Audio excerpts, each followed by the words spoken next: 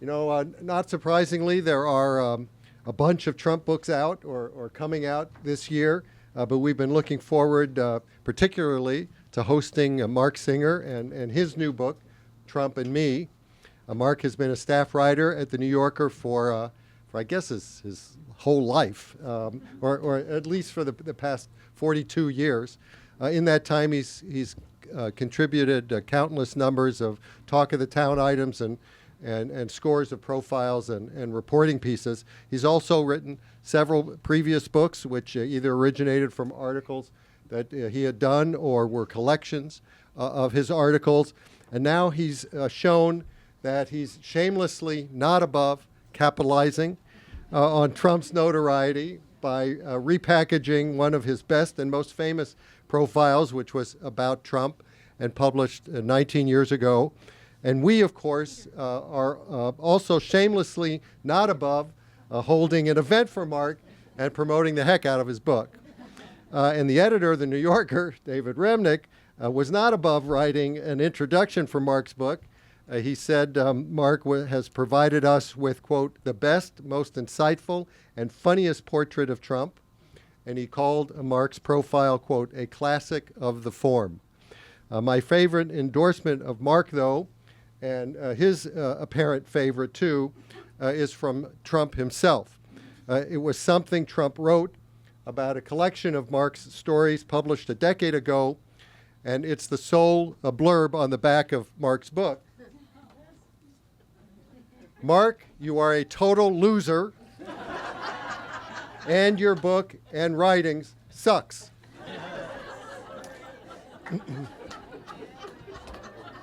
Need more be said, right? As an added attraction, Jane Mayer, another great New Yorker writer and one of the country's foremost investigative journalists, is here to be in conversation with Mark. Jane's articles or books have probed, among other things, the rise of Clarence Thomas to the Supreme Court, the mistreatment of detainees under the Bush administration, and the use of drones and the prosecution of whistleblowers in the Obama years. Her latest book, Dark Money, is a very impressive, well-documented account of efforts by the Koch brothers and their allies to reshape the U.S. political system. So, ladies and gentlemen, please join me in welcoming both Mark and Jane.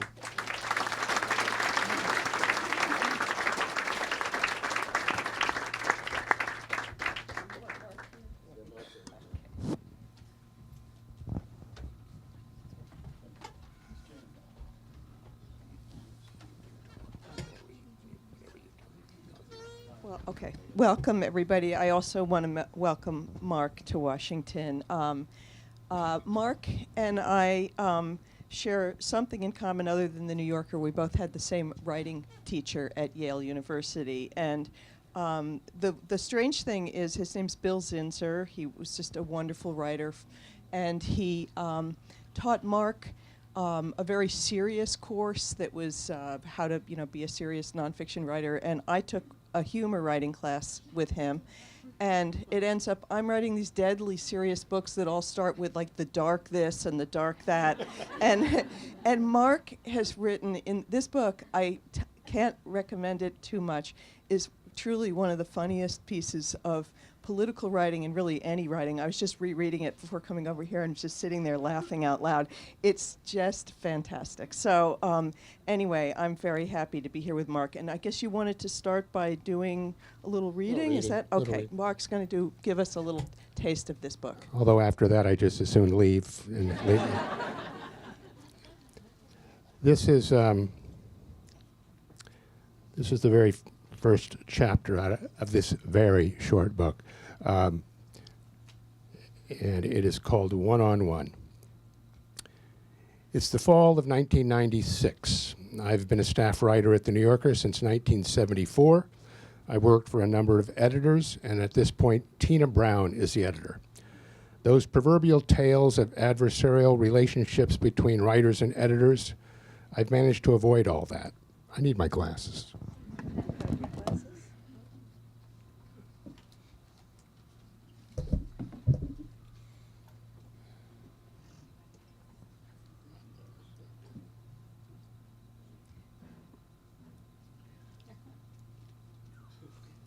need that Eustace Tilly look.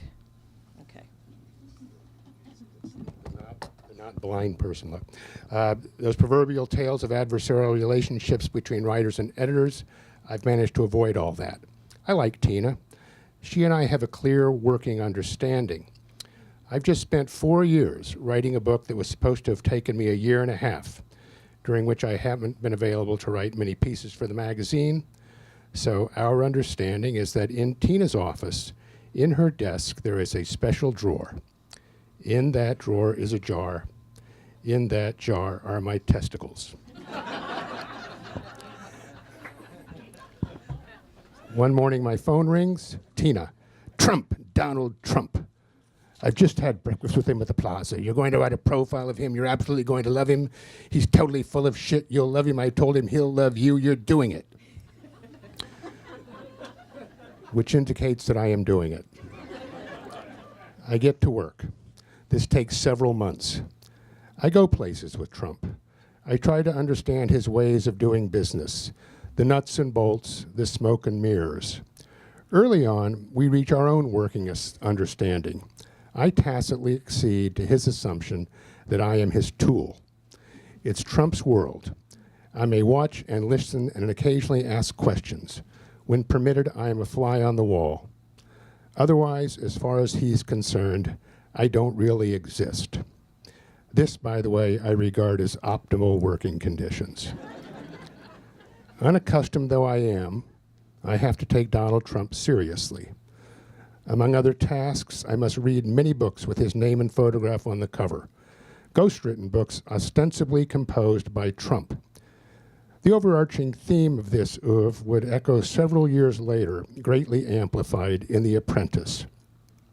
We both know that you're a complete putz, but you're at least allowed to fantasize about what my life is like. And that is in fact what I want to do. During our first encounter in his office in Trump Tower, I grasped that whoever or whatever I had previously imagined Trump to be, he is foremost a performance artist. Appearance is never not, at some level, artifice. My objective is to apprehend the person within the persona. Many books and hundreds of articles have often been written about Trump, and I read those too.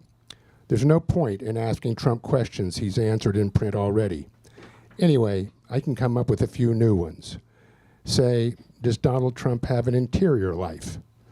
No one's ever asked him that, I bet.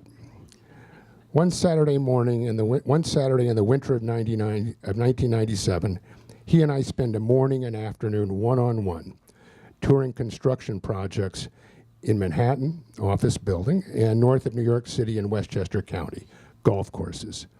He drives, and I sit in the death seat, taking notes. As we cruise up Interstate 684, I ask about his early morning routines. What time do you wake up? 5:30 a.m. What time do you arrive at your desk in the Trump Tower? 7 or 7:30. How do you spend your time before leaving the office? Reading the newspapers, etc. Okay, I say, you're basically alone. Your wife is still asleep. He was then married, but not for much longer, to his second wife, Marla Maples. You're in the bathroom shaving, and you see yourself in the mirror. What are you thinking? From Trump, a look of incomprehension. Me. I mean, are you looking at yourself and thinking, wow, I'm Donald Trump? Trump remains puzzled. Me. Okay, I guess I'm asking, do you consider yourself ideal company? At the time, I deemed Trump's reply unprintable. But that was then. Trump, you really want to know what I consider ideal company? Yes, Trump. A total piece of ass. Nobody like that? No? On other occasions, for different reasons, I'm baffled by particular Trumpian locutions. He prefaces certain statements with, off the record, but you can use it. This makes as much sense as his taxonomy of the real estate he sells. Luxury, super luxury, and super, super luxury. Spring arrives, and the profile is almost finished. I have everything but an ending. I also have a deadline. Late on a Thursday night, I faxed the story. Remember those faxes? I faxed the story, 10,000 words, still no ending, to my editor. Ready for bed, I tapped the clock radio on my night table, which is tuned to an all-news station. Top of the hour. The headline is, Donald Trump and Marla Maples are separating. Inconveniently, I've seen none of this coming. Conveniently, my article has abruptly become timely. Trump agrees to meet with me in his office the following Monday, and my reward is an ending, an opening scene, and a crystalline certainty about his interior life. Given his domestic vicissitudes, is he happy, regretful, self-reflective? His demeanor gives away nothing. Previously, he's told me that in times of distress, he confides in no one. Meanwhile, I've interviewed dozens of Trump associates and acquaintances, among them a securities analyst who observes, deep down, he wants to be Madonna. All of which informs my conclusion that he does not have an interior life. The penultimate line. He had aspired to and achieved the ultimate luxury, an existence unmolested by the rumbling of a soul. Evidently, Trump does not appreciate what I've written. I don't hear from him directly, but he writes a spurned lover's complaint to Tina. Don't ever ask me to do another story. You said it'll be great. You'll love it. You lied. The nerve. Later that year, I gain a finer appreciation of his feelings toward me. He publishes Trump, The Art of the Comeback, ghostwritten by Kate Boner, and devotes a few pages to Tina and me. He recounts that years earlier, when Tina was the editor of Vanity Fair, she had assigned Marie Brenner, according to Trump, an unattractive reporter, to write about him. For whatever reason, Trump omits what he once told me about how he'd exacted revenge by pouring red wine down Marie's dress at a charity dinner. There I am on page 181 in the chapter The Press and Other Germs. On the facing page is a photograph of Trump with Liberace, and the caption, Liberace was a great performer and a great man. We all miss him dearly. How true. Tina Brown was at it again, asking me to agree to a profile. She is a very persuasive woman. She told me, you will love the piece, you'll absolutely love it. After listening a while, I agreed. I thought, how many editors called someone for breakfast in order to convince him to do a story that they could write without him anyway? The next day, I got a call from the New Yorker's reporter, Mark Singer. When he came into the office, I immediately sensed that he was not much of anything.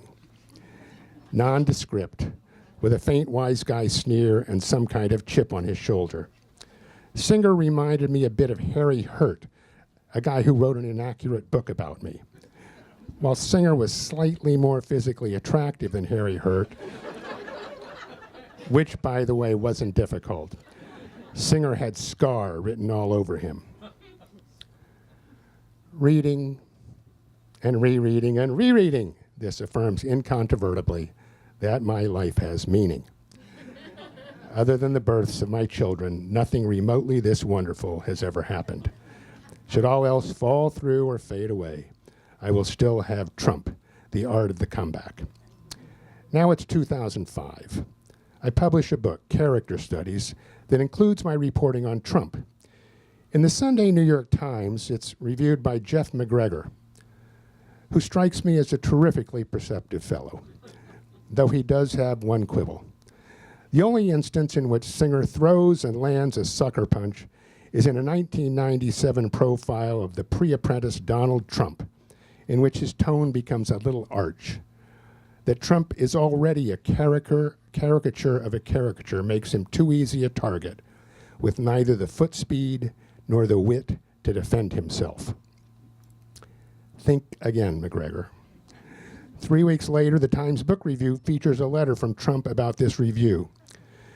A few days before the letter's publication, I learned that it's coming and decide to check my sales on Amazon.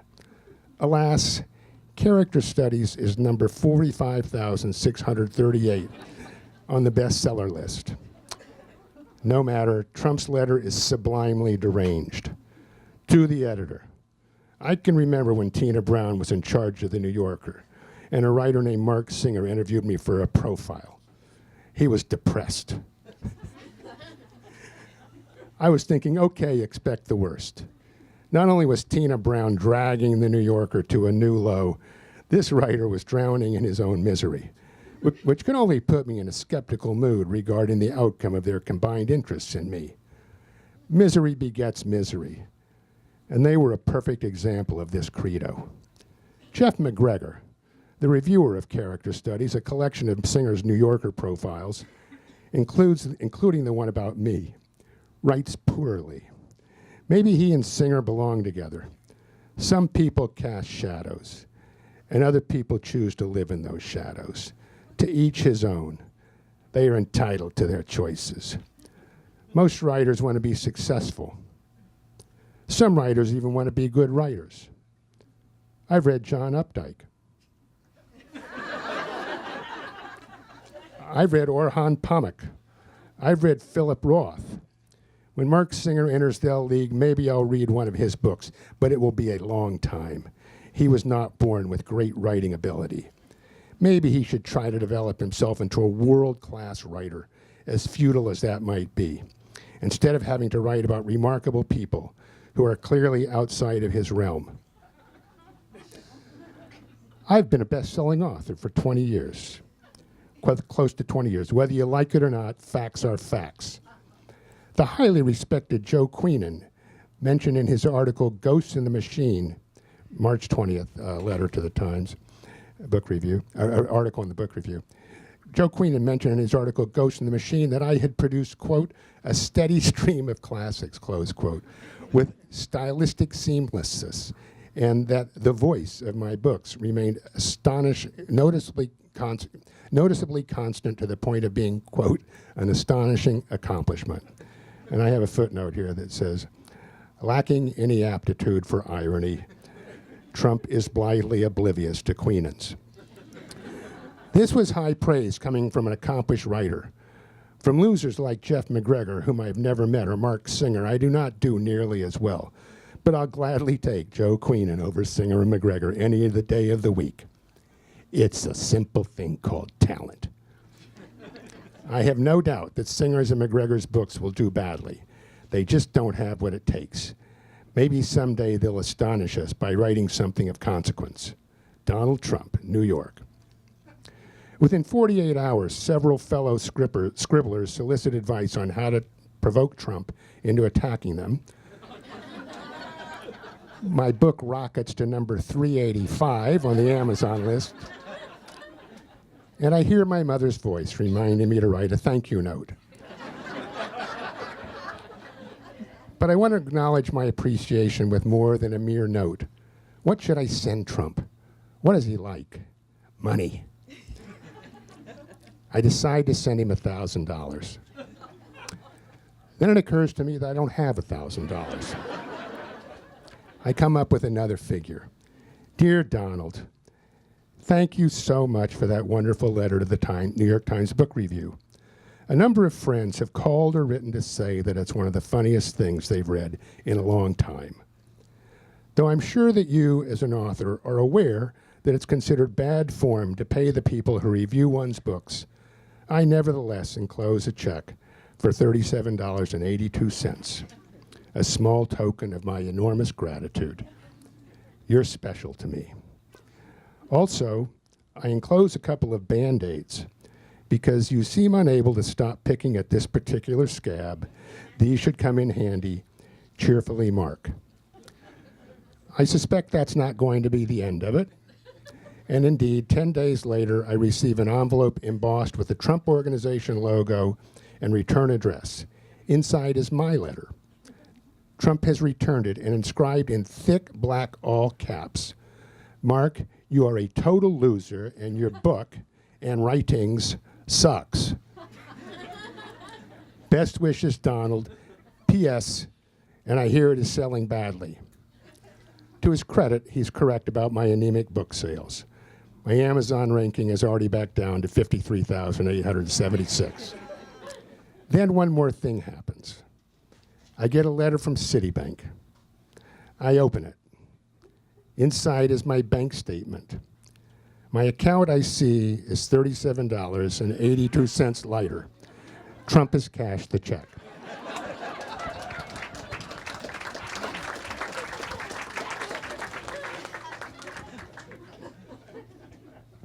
Can I go now? No. No. And it keeps getting funnier even. So that was great. You've also published something very recently in the New Yorker. I don't know if we should trump your Trump book, but it's a comment piece in which you float the idea that Trump might, at this point, have something of a death wish almost, that he is. The question you pose is he really trying to win, or is he hoping that he won't? So what do you think? You know him as well as anyone who's reported on him. I'm in the same position as everyone in this room, which is I'm watching this from my living room couch, and unless you're closer, good luck. But I'm just watching what's been going on, and there are people. I thought this quite a while ago, and the evidence of it, it's circumstantial, of course, but. And I raised these questions in this comment piece in this week's magazine. Would a person who really wants to be elected run without a staff, without a ground game state to state, without a fundraising network, without any regard for policy nuances, no concept of governance, and all the other things that one does to prepare? I mean, just today, can you imagine Trump debating Hillary Clinton? I mean, that is going to be bigger than the Super Bowl. It really is. So just looking at it all, and then, look at it this week. I mean, she has the worst week politically that she's had since she began to campaign, I believe. What does he do? He talks about how much he loves Saddam Hussein. He talks about an anti-Semitic tweet from a right-wing website that that he has forwarded, and then refuses to back down anyway or apologize. There are a couple more things, but everything he could do to shoot himself in the foot and fail to capitalize on the FBI report, he managed to do. And there could be other, inferences to draw from this, but that's what it seems to me. And he refuses to be managed. I mean, actually, since Dallas, all of, 48 hours ago, if I lost track of, was it Thursday? It was Thursday night, yeah. He actually sat in his office and gave a statement using a teleprompter. But he'll be back at it within another 48 hours because he really, now, does that mean he has a death wish? I think his greatest fear is losing, period. And so I think he's at best very conflicted about it. Well, but as you write, this is not even his first bid for the presidency. He actually has tried it numerous times, right? We just didn't pay that much attention before. So why, if he doesn't really want to win, and the worst thing he can say about someone is they are a loser, why does he keep putting himself in this position? What's making him run? Well, his ego is... there's nothing like it, really. I mean, we've never witnessed anyone like this that I'm aware of in public life. I mean, people, you compare Donald Trump to P.T. Barnum, but P.T. Barnum was promoting other acts and things like this, and he's been promoting himself. There is no real Donald Trump.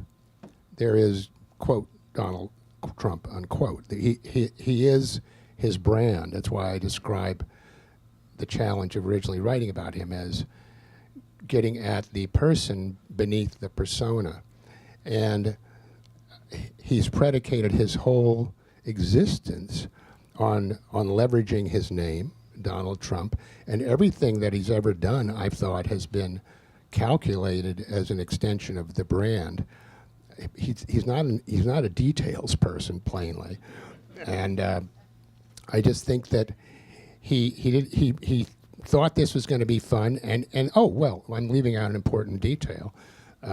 Many of you might have seen this in March. There was an article, it was appeared online, but it got some circulation. A woman named Stephanie Segielski, who was the erstwhile sort of PR person, communications director for a Trump PAC, the Make America Great PAC. There was another word in that, but anyway, no, Make America Great Again PAC, but there was some other before PAC, whatever it was. She published this piece describing how a year earlier, so we're talking March of 2015, she was in a meeting where she was told, as you know, she just gotten this job, that his goal, he was going to run for president. Nobody knew yet that he was going to run for sure, and that he wanted to poll at 12% and finish second behind somebody who would get 50% of the delegates. So I really think that this was not expected by him, that he would be in this position. So it was brand enhancement for his business, and now he's stuck. I think so. I really do. I mean, I just, you know, it's really risky to psychoanalyze people, but what the hell? No, it is.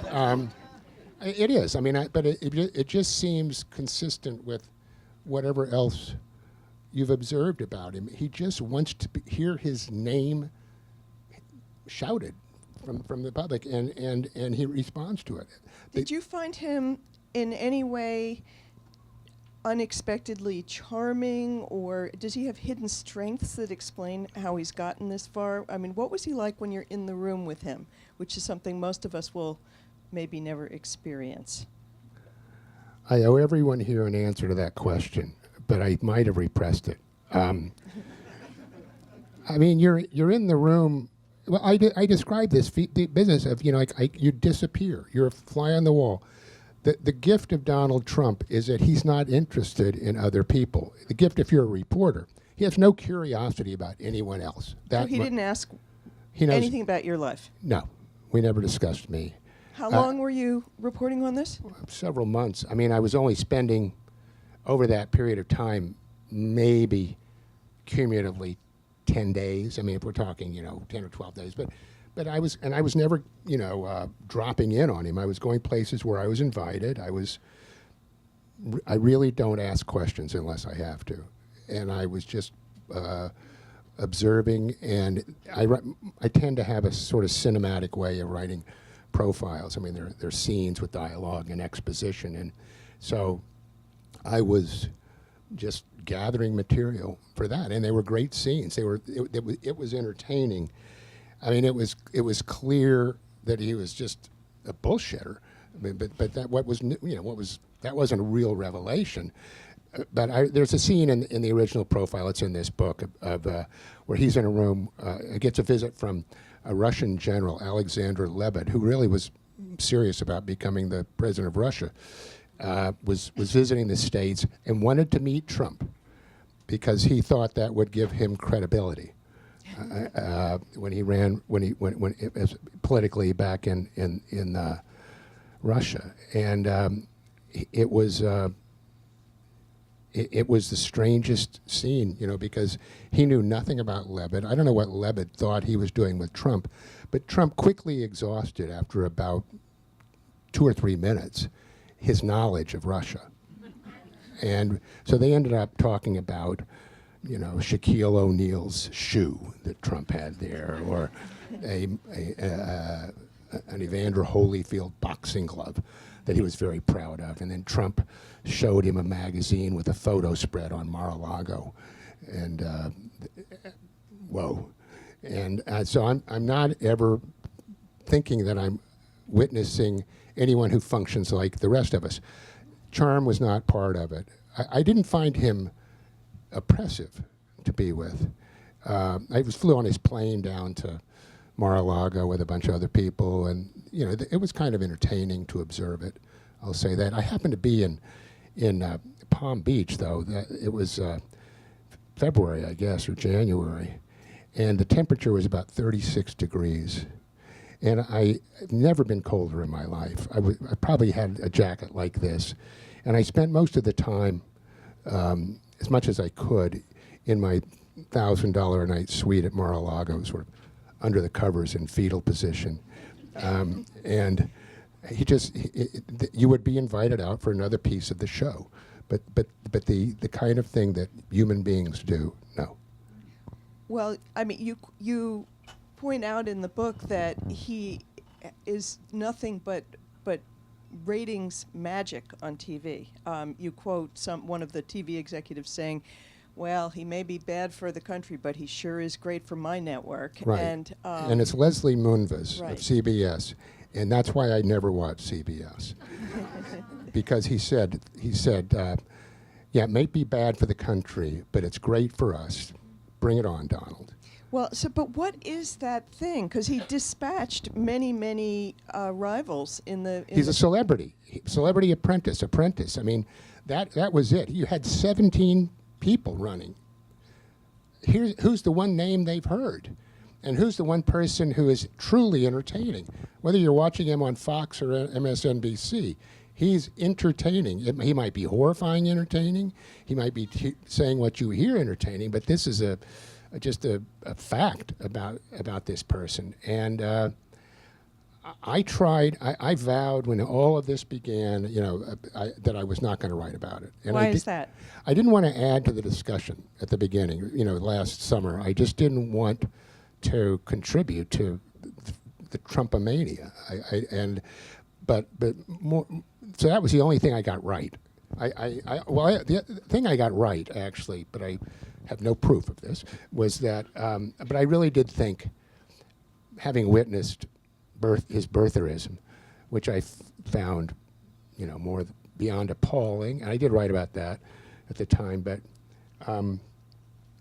I just, Jon Stewart and everybody's going, thank you for this, for the Trump candidacy, and I just said, this is, it might seem like it's great for satire. It's not good for anybody else. It's not good for the country. It's not good for the world. He's hurt us, obviously, our standing internationally already. And so I got that right, but the rest, everybody got wrong. I didn't see the rest coming at all. Wouldn't have predicted it. When you imagine this Super Bowl-like debate with Hillary Clinton, I'm curious, given his relationships with women, which sort of are confined to things like Miss Universe and his 3 wives and all that, how does he interface with women? Because he had a secretary, didn't he, who was constantly in his life and was an older woman who was actually Yes. kind of a solid citizen. I mean, is there a secret Donald Trump that respects women and that might know how to take Hillary on in a different way? Or I believe that he respects certain individuals. This woman, Norma Federer, who was his right-hand person who was around when I was around, she really, they had a really wonderful relationship as far as I can tell. It's kind of amazing, isn't it?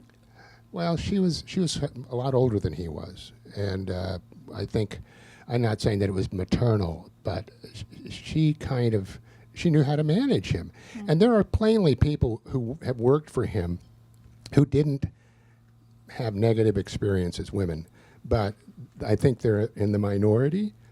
Everything we've heard, I mean, you don't have to go very far to get a pretty clear picture of Trump's idea of what women are. I mean, they're really foreign planets to him. Did you see much family life?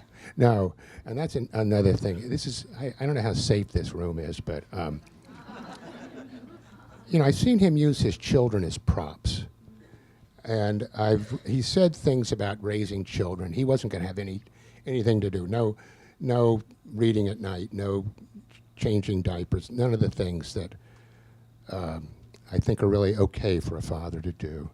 And he just has contempt for all that. He sees it as weakness. I don't even know what decade that is a throwback to, but he kind of bragged about it. He'd say, women, you got to treat them like shit. There was that quote somewhere, and maybe with Howard Stern. He said, I'm not going to say some of the things that he said about, women on Howard Stern's show. You can Google it. But so I think that he recognizes that Hillary Clinton is very smart. He's going to go as low as he can. This is really going to depend on the moderators. The moderators have to control this thing. That's interesting.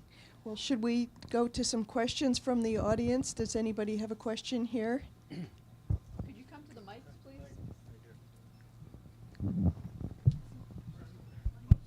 Hi, I have a question to follow up on the comments about women. He has an older sister, Marianne Barry, who is a retired judge on the Third Circuit Court of Appeals, who was appointed first in her first level judgeship, I believe, by George H.W. Bush, and then by Clinton to the Third Circuit. She is a well-regarded judge, she's well-respected, and she's 8 or 9 years older than he is. What is their relationship? I think it's a good relationship, but I don't know more than that. She doesn't talk to reporters. She's made some very blanket statements about her brother that are, indicative of loyalty, but I have no idea beyond that, and I've never met her. I don't really know much about her other than what you've just said. Just following up on that, was it possible when you're doing a piece like this to find people who really knew him well, or are there no people other than maybe his immediate family who really do know him that well? Does he have close friends? Does he have a big universe of people who are in his life? Well, if he has close friends, and I don't really, I have a very specific definition of friend. There are. I have a small number of people who are my, friends, close to my heart, trust with my children's lives, friends. So it's a tricky term, friend, and he talks about his friends everywhere. This is a guy who stands up at every rally and tells everyone how much he loves them. I have enormous difficulty imagining him loving anyone as I understand love, where you subordinate your own needs to another person's. That I don't see in him. And when I went to see him the Monday after he'd gotten through the weekend, when he had announced the previous Thursday that he and his wife were separating, I get in to see him in his office, and we were having a conversation. I had asked him actually months earlier, and when I was in his office, it confirmed this. I'd asked him who he confided in moments of tribulation, and he said, no one. It's not my thing. And I that says a lot. So that kind of naked intimacy that most of us have with certain people in our lives, I have a hard time imagining that. Should you want to take the next here? In the spirit of brand management, the period of your interviews roughly overlaps with the 25th class reunion, and he was a matter of chatter among classmates, and I don't think any of us had ever met him personally. Class reunion where? Wharton. At Wharton. So the sense that we had was that he had been telling people that he had never learned anything at Wharton. So somewhere along the line, he decided evidently that this was something he wanted to embrace as part of his brand management. And by the time of his interview a couple of years ago at the National Press Club, he had done that fully. So my question is, did that come up at all during the time you spent with him? That's a really good question, and I don't remember having a discussion about it. He did embrace Wharton later. He never mentions that he went to Fordham for 2 years before he transferred to Penn, and what he does say is that I was the smartest guy there was and the top of my class, which is, to be fair, bullshit. And so I think. I think if there was a way that it seemed that he could use it, yes, but I don't believe that he managed to discuss it. So. over here, this side? Okay. Sorry. Yes, thank you. Much of what you described and what we know about him is what he says. And much of what you reported today is what does he say about people, etc. What can you tell us a little bit more about his behavior, especially with his kids? Does he make the same speeches to them? Does he treat them in what particular way? Because behavior, to me, is a great indication that there might be a difference between a man who just speaks or a woman who just speaks and follows it in a certain way. So tell us about his behavior. Well, I only observed him with two of his children.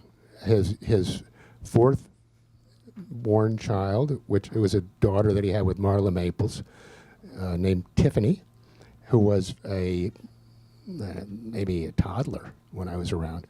I do remember thinking that I assumed that she was couldn't walk because she was being carried everywhere.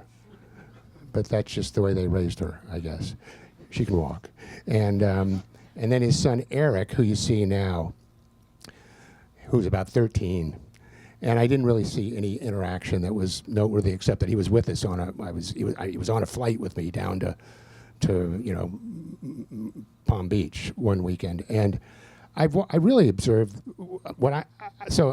I apologize if I can't give you more specifics than that, but what I do observe is his children are resolutely loyal, and he does respect his daughter. And she plainly is the one with all the brains, and the sons are kind of sad. They're really seem like deeply insecure people, but they are either in awe of their father or they're so needy for his attention that they stay as close as they can.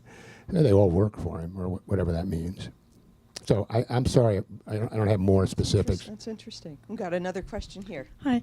I wanted to ask a little bit about when he speaks, the relationship with the crowd. I mean, there have been some people have talked about, clearly we've heard a lot about how he whips people up, but then also some discussion of sort of the crowd to him. And Dave Eggers wrote a piece where he talks about almost people seem to be there almost to see him as an entertainment, and I think compared it to audiences going to see Henry Dice Clay, I think it was.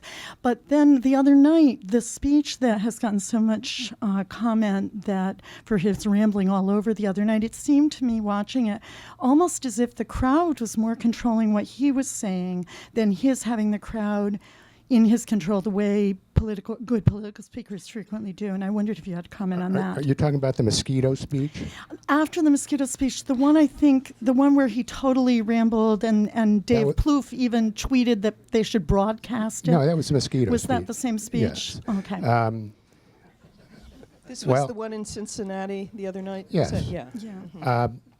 I just, before I came over here, I happened to look at the New Yorker's website, and David Remnick has written a comment in which he reaches a conclusion that I had reached independently. We actually happened to discuss it a couple of days ago. It looked like he's really losing it. It truly seemed that night as if he's coming unglued. And I've thought, I've said it to friends, but it's terrible to make predictions in this business. We all know that. And so everything I say could be just flat wrong. But I thought, starting around the time he attacked Judge Curiel, I thought before that I was really afraid that he could win the election. After that, not so much. And that attack on Judge Curiel seemed to me evidence of just some stress that I really started to believe that he's not going to make it to November one way or another. Because the stress is getting to him. He has said, getting back to the first part of your question, he said to the New York Times editorial board earlier this year, or maybe it was last fall, but I think it was this year. It was this year. That when he's out there and he's talking to the crowd, and he says, if I see people's attention drifting a little bit, if it looks like, they're getting bored, I just say, we're going to build the wall, and they all So, and they all go crazy, and this was a very revealing thing because it did show that this was a conscious manipulation, but that part of that manipulation was derived from something he's sensing from the crowd. I don't know enough about the history of great demagogues, but he seems to have got it down for the most part. I mean, because I think demagogues always have been able to do that, whip the crowd into a certain kind of frenzy, Father Coughlin, whatever. And But the most recent one, it almost seemed like the crowd was driving him. There were places where he was slowing down and somebody would say something and it was almost like he was jumping to the crowd, and which was different than, it seemed to me different than when I'd watched him before, but I may be wrong. well, I've written this now in this week's issue of the New Yorker, where I just say his words seem, paradoxically both calculated and careless. And I really do think that that's this divide, sort of rhetorical divide within him. And I don't know how do you reconcile it, but he doesn't seem at all mentally healthy to me. Is one of the things I wondered, because you did, let's see, your interview would have been 1996 for the 6 and 7. 6 and 7. Does he seem very different, the Trump you're seeing now, than the one you saw back in 1996? No. No. And the only thing that's different, particularly in the years Better since. hair? No, no, definitely not that. No, I did not see the Donald Trump. I didn't see racism. I never thought that. I was in his office one day when he was on the phone with Jesse Jackson talking about space that he was giving to the Rainbow Coalition downtown New York. And they seemed to have a friendship. I could hear it. And so I did not see that coming, 2011. And I don't even like to speculate about what that is about. Well, maybe you've just about answered this, but I dug out your earlier article when I was going to come see, and I thought you said, grudgingly, that he had a certain charm back then, and so do you think he's gotten worse, or do I misremember? No, I think I don't remember. In other words, whatever I wrote is what I thought at the time, and I know that I wrote somewhere that I found him at times, either charming or almost likable. I remember just one-on-one conversation I was having with him in Florida, where I did tell him one thing about myself at that point, and it wasn't a big thing. It was just that I knew somebody who I knew he knew because I'd grown up with this person. And it was just some plutocrat from my hometown, and he seemed to, that seemed to warm him up a little bit or create some moment of shared something. But so I think that he could have been. There was some affability to him, but for the most part, there was not a real person there, is what I wonder, many public figures seem to sort of avoid controversy and bad publicity, but he seems in many ways to kind of relish it. And, going back many years now, back to his tabloid days in New York, he's seen, where, the Best Sex I Ever Had episode with Marla Maples, that he really, really likes being on the front page, and no matter what the headline says, it's all good for him. Right. I wonder if you could talk a little bit about his peculiar relationship with bad publicity and how this might be his strategy, even in this campaign. I think he's always operated on the principle that there's no such thing as bad publicity. That moment when he was separating from Marla Maples and separating from Ivana, his first wife, and it was a big story in the tabloids in New York, and her people were spinning it one way, and he was late in the game, and he was trying to spin it his way. And so I wrote in 1997 that which was what the story was, which this headline, best sex I ever had, which an acquaintance of Marla's, I said, had blabbed to the paper. I also point out that this headline, best sex I ever had, was regarded as the most libel-proof headline in the history of the New York Post.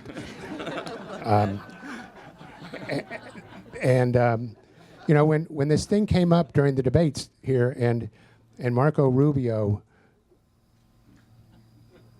talking about his hands, and Trump just unbelievably, you know, goes there. And he starts bragging about his hands. And I realized, I went, oh my God, I got this completely wrong. When I first wrote this, it wasn't an acquaintance of Marla's that had blabbed to the Post. It was Trump that had fed that to the Post, because he was always calling up people, impersonating other people. All this came out. So I just think he had to believe that there was no such thing as bad publicity. And but he also is so arrogant, so out of touch with, I think, himself as well as the world beyond, that he never began to calculate how tricky it is to run for president. Although, if I could follow just really quickly, everything, as you mentioned earlier, he's said so many things about John McCain, about the judge, that would seem to be disqualifying almost. The thing that would kill a campaign, he has managed to use and spin to his advantage. Yes. Is that more calculating than careless? That I've yet to figure out. I really can't. I still can't get over that he survived the John McCain thing, and people haven't forgotten it the way they've forgotten a lot of other horrible things he's said and done because of the aggregation of them. But I think that one of the things that's really important to understand is his supporters. We have a wonderful piece by George Saunders in this week's New Yorker about it. And he just has tapped into, you know, this resentment of elites that I have to thank him for helping me understand that. I seriously mean that. I'm guilty of being an elite, and I think that we aren't in touch with the feelings of a certain percentage of the populace. That's why people couldn't understand the Tea Party. I now understand it. I now understand that those people aren't all racists either. They've really been screwed. They've really had no one representing them. The Republican Party, you know, the Southern strategy pulled in all these people. It's done diddly squat for them. They've kept voting that way, but Trump is just playing the same game. But isn't it interesting? He's fairly elite himself. I mean, he talks about Wharton, but I was just reading that when his father Fred died, that they sold off his real estate holdings, and it brought in a windfall to Trump and his siblings of $520 million. It's not exactly a humble, up from nowhere beginning in life, yet somehow he manages to capture the anger of the underdog, doesn't he? Well, he's always had a populist following. He's had it in New York forever. The tabloids loved him, but because he was good copy, reporters loved him as a character because he was good copy. I was with him once. It's in the book. We were at a building dedication at Columbus Circle, the Trump International Hotel, whatever. There's a ceremony there. There's blah blah blah. Trump works the room, leaves. He'd go into his car. He's got to go all the way back to 57th and 5th, but he needs a limo, and so he's in the car, and he jumps out of the car, and Trump was broke by then, so he really had only back end equity in this whole building. His name was on it, but it was somebody else's money, but he had the parking lot concession. He had and a share in the restaurant, which turned out to be a good, valuable thing. And he jumps out of the car and goes over. He said, I just want to go talk to these Kinney's guys. That's the parking lot vendor. And he goes over to him and he says, listen, fellas, I just want to know you're going to have a job here for as long as you want it. And I thought that was impressive. I thought this was a true man of the people, visceral kind of thing. That was one of the truly genuine moments I saw in Trump. It didn't seem invented. It didn't seem manipulative. Wow. was wondering, Trump has all the golf resorts and in Mar-a-Lago, which is just this beautiful place that any of us would want to go on vacation. But did he show you how he relaxes? Does he enjoy being in those spaces, or what is he going to do to decompress? I think he is. He's a highly peripatetic person. So this one night when I was in my room huddling under the covers in fetal position at Mar-a-Lago, I got a call from his butler who later became infamous. Some of you read about him. But, and Trump had been out to a movie. I hadn't gone with him. And he'd come back and he was going to have dinner. So come down to the ballroom there. And they had a screen. And they were going to watch a fight, some closed circuit fight. So I was there and we were watching this. And that I guess that was relaxation for him, was watching a boxing match, eating dinner there. His family. His kid was there, and his retinue, whatever that amounted to, of security people. And Marla Maples was there, and I asked her, if she liked boxing, and she said, I like it a lot, just so long as no one gets hurt.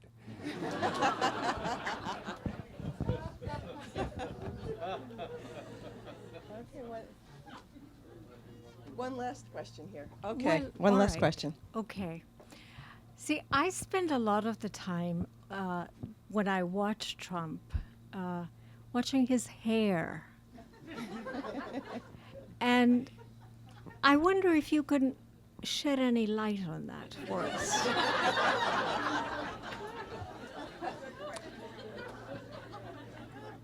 That's such an excellent question. Thank you.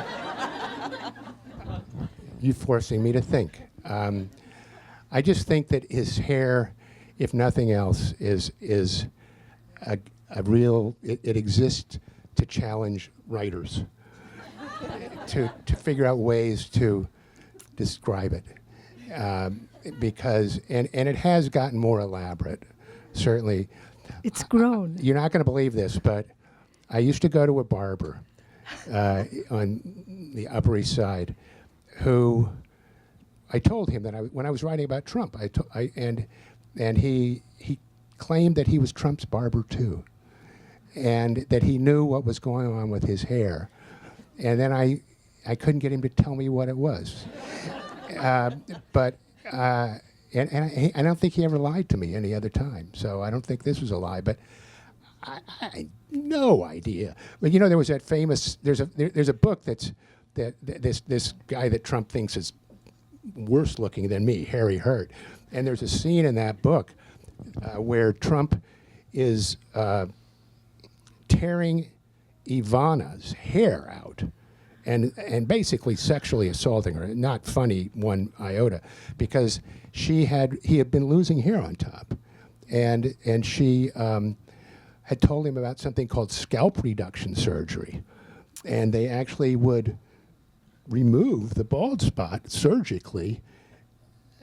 God almighty, and it didn't work, and he was in pain, and she described this, and she told this, and there was a whole legal thing about it beforehand, and so he wasn't gonna. She couldn't claim that he raped her, although that's plainly what happened. So that part is not too funny, I think it's all in their divorce proceedings, Yeah. and that's what Harry Hurt was drawing on. It's That's in what he was court drawing, papers, yeah, and right. she used the word rape in her divorce proceedings. And then, when Harry Hurt's book came out, the publisher had been forced by, I think, whatever the Trump representatives were, to put a little note in the flyleaf that says, from Ivana, I didn't mean rape in a legal sense. It just, whatever the alternative is, I'm not really sure. But I but didn't mean they rape did, in the sense of having my property settlement renegotiated. right. is what- So anyway, but that you're right. There's this alarming hair scene. Maybe this is finally something that investigative reporters need to take on. I don't know, but Are you available? I may be, but just to follow up, did he ever invite you to touch it? I'm going to tell you a different story. When I was starting out as a Talk of the Town reporter, I used to try to get out of Manhattan all the time, as much as I could. And so I found this place on right off the boardwalk on Coney Island in Brighton Beach, and I used to go there. And I found these people dancing there one night in the summer. It was a senior citizen center, a Jewish senior citizen center, and they were just having a wonderful time out dancing by the seashore on a summer evening. And I was talking to someone. I had this little notebook in my hand, and I was leaning over, speaking to someone who was sitting in a chair. And all of a sudden, I feel this tugging at my hair. And I look up, and it's this classic little Jewish lady. And I said, yes? And she said, I just want to know, is that your real hair? And it taught me never to do that to anyone else. Thank you, Mark. On that note, what a great time. Thank you.